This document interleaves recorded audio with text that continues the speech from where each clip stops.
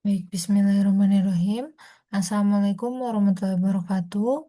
Perkenalkan, nama saya Hilmi Fauziah Supriyatna dengan NIM 203012520021. Di sini saya akan menjelaskan terkait hasil paper kritik yang sudah saya lakukan. Yang pertama di sini ada data paper, di mana pada tugas paper critics trend on UI UX sekarang ini saya menggunakan paper yang berjudul UI UX for Generative AI, Taxonomy, Trend and Challenge. Nah, paper ini bersumber dari IEEE Access dengan penulis Tae-sok Kim et al.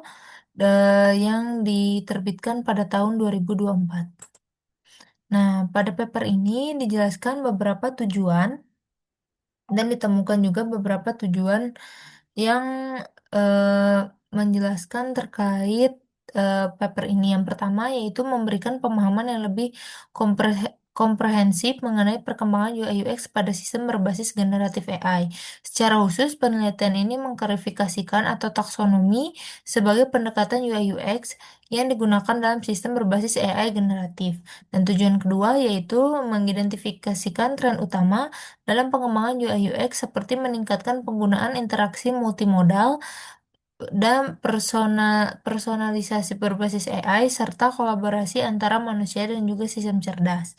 Dan tujuan yang terakhir yaitu menjelaskan berbagai tantangan yang dihadapi dalam merancang UI UX di masa depan, khususnya terkait dengan kompleksitas sistem AI, kebutuhan akan transparansi atau explainability.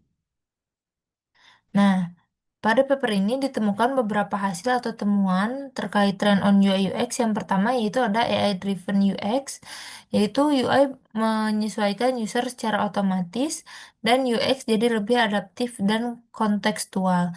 Yang kedua yaitu ada multimodal interface.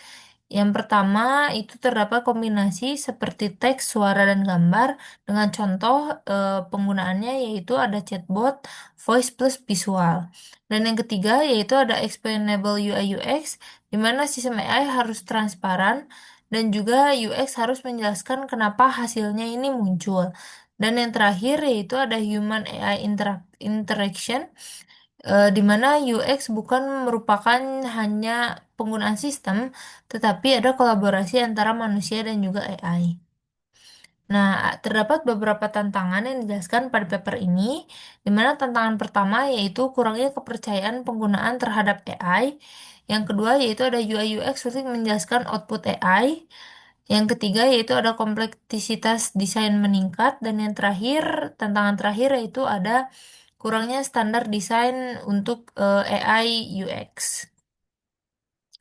Nah, pada paper ini terdapat beberapa kelebihan yang bisa diambil, yaitu kelebihan yang pertama ada relevansi yang tinggi di mana pada paper ini sangat up to date terhadap AI dan generatif UI UX-nya dan sesuai dengan tren industri saat ini. Dan kelebihan kedua yaitu adanya struktur yang jelas seperti adanya taksonomi, lalu memudahkan pemahaman konsep, dan yang kedua ada pembahasan sistematis yaitu tren menuju ke challenge, dan yang terakhir ada future. Dan kelebihan terakhir yaitu adanya kontribusi ilmiah di mana pada paper ini dapat memberikan kerangka kerja untuk UI UX yang berbasis AI dan juga bisa menjadi referensi penelitian lanjutannya. Tidak hanya itu, walaupun paper ini memiliki beberapa kelebihan, paper ini tetap memiliki beberapa kekurangan, di mana kekurangan yang pertama yaitu kurangnya studi empiris, di mana lebih banyak teori dibandingkan eksperimen langsung, dan tidak adanya data user testing yang nyata. Dan kekurangan kedua yaitu generalisasinya cukup tinggi, di mana pada beberapa tren masih bersifat umum, dan juga kurang spesifiknya terhadap domain tertentu. Dan kekurangan yang terakhir yaitu minimnya proses evaluasi UX, di mana tidak ada penggunaan metode evaluasi seperti SUS, UIKey, dan metode testing lainnya.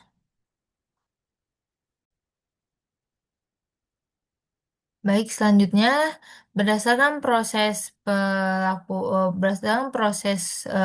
Kritik paper, di sini saya dapat menghasilkan beberapa analisis kritis untuk paper tersebut, di mana yang pertama, paper ini kuat pada proses konsep dan juga frameworknya, tetapi masih lemah pada proses validasi dan praktisnya.